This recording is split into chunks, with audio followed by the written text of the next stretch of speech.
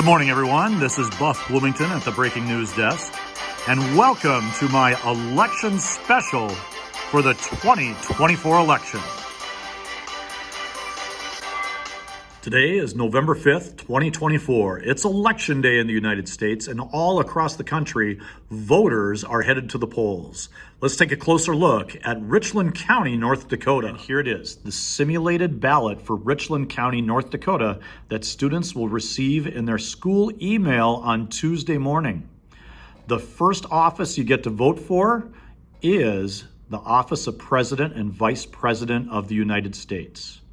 Once our convention is over, you are now, all of you students and teachers, unbound delegates, you can vote for anyone you want.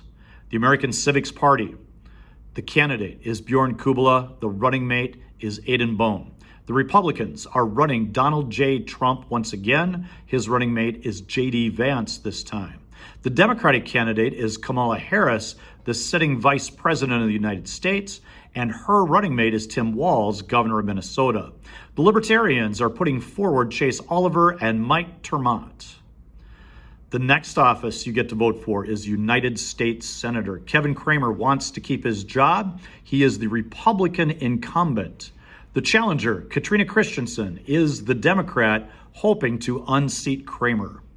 In the House of Representatives, your choices are a Democrat, Trygve Hammer, and a Republican, Julie Fedorchak, that spent many years on North Dakota's Public Service Commission in Bismarck, and now she hopes to move on to Washington.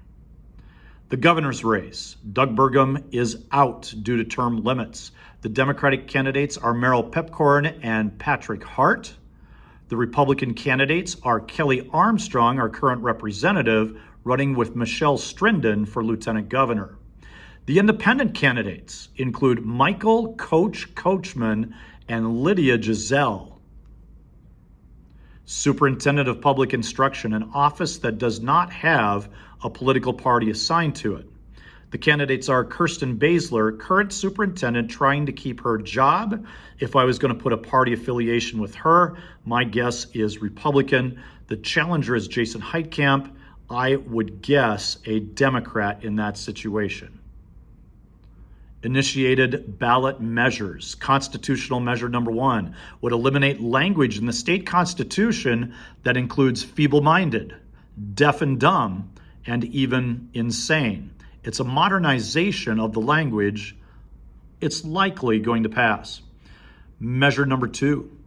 Future initiated measures would need to be single subject, require more signatures, and have to pass in 2 elections, likely a primary election and a general election. Should this pass, it will be harder for the citizens of North Dakota to create their own laws and work around the Bismarck legislature.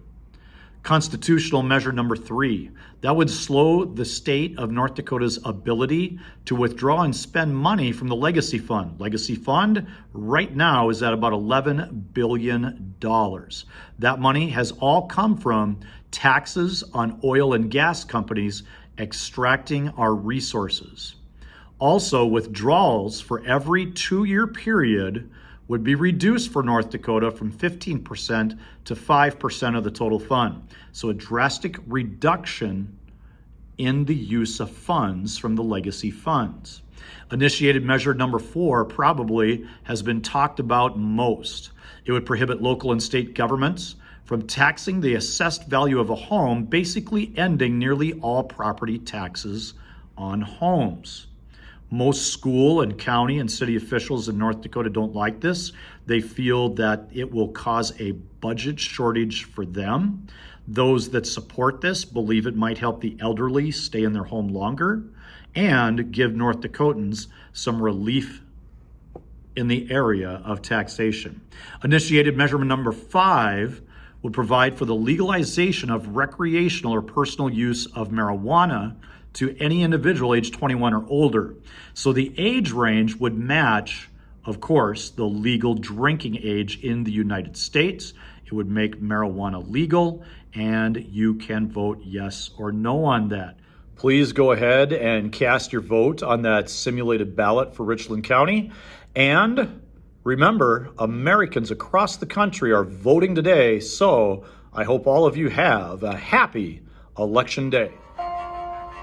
And that's all for me, Buff Bloomington, at the Breaking News Desk.